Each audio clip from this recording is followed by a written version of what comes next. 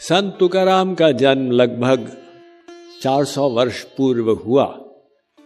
उनकी ये मान्यता थी कि भाई कीर्तन करो, अंतःकरण की शुद्धि करो और विपरीत परिस्थिति को भी भगवान की कृपा मानो। वो एक पॉइंट बहुत इंपॉर्टेंट है उनकी जीवनी से। अब विपरीत परिस्थिति में सब अपना सेल्फ टॉक चेक करें। हमारा सेल्फ टॉक क्या होता है? ये तो बहुत बड़ा हुआ है, तो बड़ा खराब है। हम अपने आप को ही नेगेटिव मोड में डाल देते।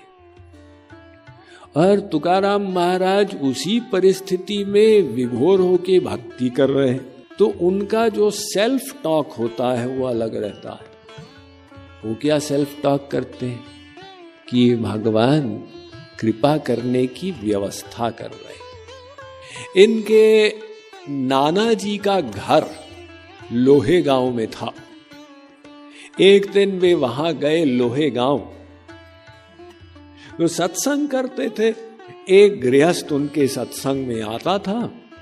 वो सत्संगी का अपनी पत्नी से झगड़ा हो गया क्योंकि बेटा बीमार था, और पत्नी ने कहा आज आप सत्संग में नहीं जाएंगे, बेटा बीमार है। सत्संगी ने कहा भगवान सबकी देखभाल करते हैं, भगवान देखभाल करेंगे। वो तो चला गया। यहां बेटे का देहांत हो गया तो पत्नी को बहुत खराब लगा। पत्नी अपने बच्चे की लाश लेके सत्संग में पहुंच गई और पूरे आख्यान को दोहराया कि मेरे पति तो पहुंच गए सत्संग में कि भगवान देखभाल कर रहे हैं, और मेरे बेटे का देहांत हो गया, बताओ भगवान किधर है। तुकाराम महाराज रियलाइज किए कि मामला सीरियस हो गया।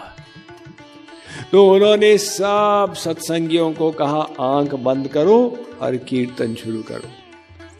सब ने कीर्तन शुरू किया।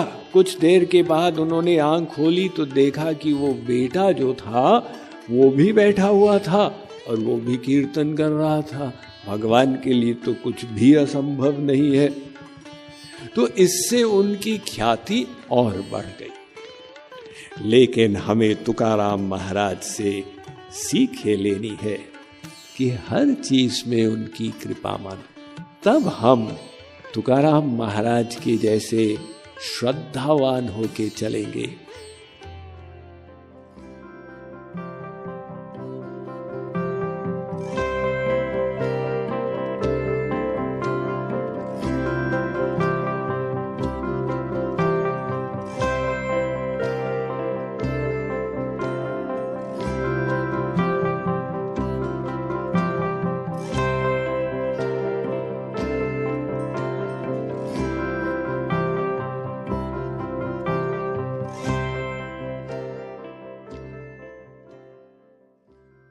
संत तुकाराम का जन्म लगभग 400 वर्ष पूर्व हुआ। महाराष्ट्र के एक छोटे से शहर देहू में उनके पिता बोलबुआ एवं माता कनकरा मोरे। पिताजी पंडित थे भगवान विट्ठल के। तो उस समय मुगलों का बहुत प्रकोप चल रहा था भारतवर्ष में, और दिल्ली का बादशाह अलाउद्दीन खिलजी के सेनापति ने गदर मचाई हुई थी महाराष्ट्र में।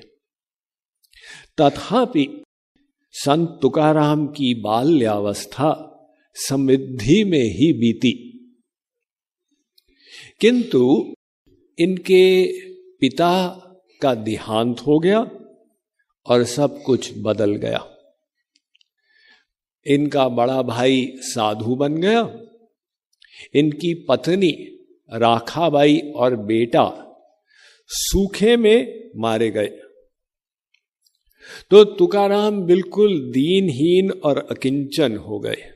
उस अकिंचनता में उन्होंने अपनी श्रद्धा नहीं खोई।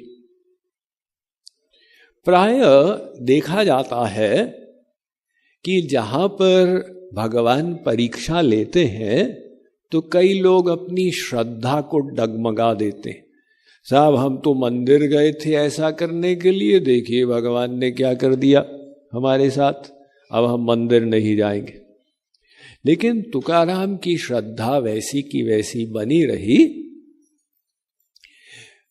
देहू के बगल में एक पहाड़ी थी भामगिरी, वहां पर वे चले गए और 15 दिन तक, अब अकिंचन तो हो ही गए थे, रोते गए, पांडुरंग पांडुरंग पांडुरंग।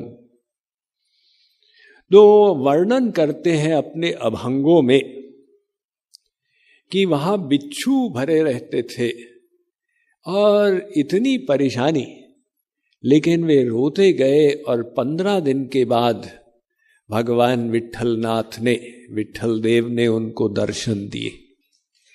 तो ये विट्ठल देव के चरणों को पकड़ लिए और विट्ठल भगवान ने उन्हें पद्य की कला भी प्रदान कर दी। तो ये अभंग लिखने लग गए।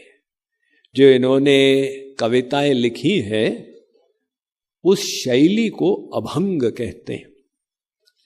तो एक तो विट्ठल देव ने इनको दर्शन दे दिए और तुकाराम कहते हैं कि मुझे कृष्ण चैतन्य ने भी स्वप्न में आके दर्शन दिए।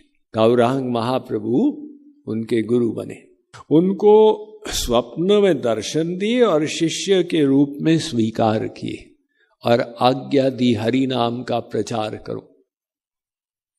तो ये डबल आशीर्वाद मिल गया संत तुकाराम को। उन्होंने महाराष्ट्र में राम कृष्ण हरि की धूम मचा दी। तो संत तुकाराम का सिद्धांत बड़ा सरल रहा। वे कहते थे ये तो कलयुग है, इसमें बड़ी बड़ी चीजें क्या करोगे, कर्मकांड के लिए शुद्ध वातावरण ही नहीं है, मंत्रों का उच्चारण ही नहीं जानते। श्रेष्ठ यही है कि भगवान के नामों का स्मरण करो, उनकी शरणागति करो और अपने घर गृहस्थी को छोड़ने की आवश्यकता नहीं है, बस केवल समर्पण पर ध्यान दो और सब जगह भगवान को जोड़ते जाओ। तो इन्होंने स्वयं विवाह किया पुनः। दूसरी पत्नी का नाम था